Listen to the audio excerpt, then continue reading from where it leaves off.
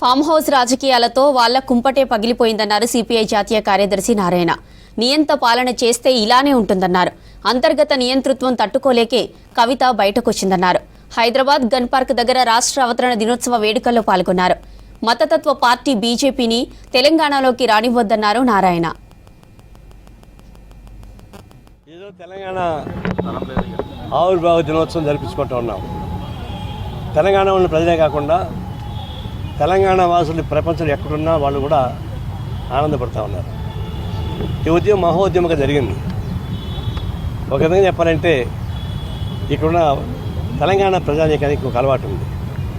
నిజాం నవాబుకు వ్యతిరేకంగా జరిగిన పోరాటంలో ప్రజాస్వామ్యం కోసం, స్వాతంత్రం కోసం, స్వపరిపాలన కోసం పోరాటం సాగించారు.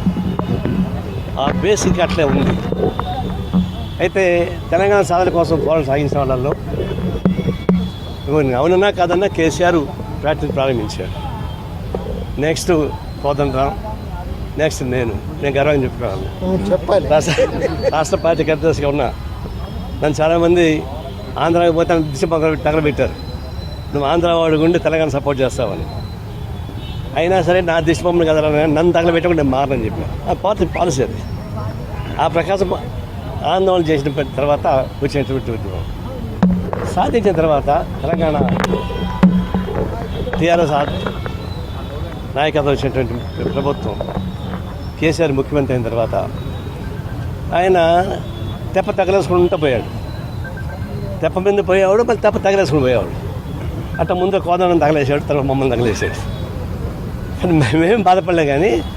కానీ జనంలో ఉండి పరిపాలన సాగించాలనేటువంటి తృష్ణ ప్రజల్లో ఉంటే ఆయన దాన్ని అంతా బొమ్మ చేసి ఫామ్ హౌస్ రాజకీయాలు, ముఖ్యమంత్రిగాను ఫామ్ హౌసే, ముఖ్యమంత్రి లేనప్పుడు ఫామ్ హౌసే, అట్లాంటి ఎందుకున్నా రాజకీయాలకి. ఇది ఇచ్చిన హామీని ఆయన అమలు చేయలేకుండా పోయాడు. ప్రజాస్వామ్యాన్ని హతం చేశాడు.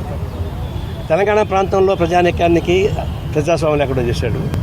వాళ్ళ పార్టీల లోపల కూడా ప్రజాస్వామ్యం లేకుండా చేశాడు. అందులో అంతర్గత ప్రజాస్వామ్యం లేకుండా, బాహ్యతర ప్రజాస్వామ్యం లేకుండా అంత ఫామ్ హౌస్ రాజకీయం ఉన్న తర్వాత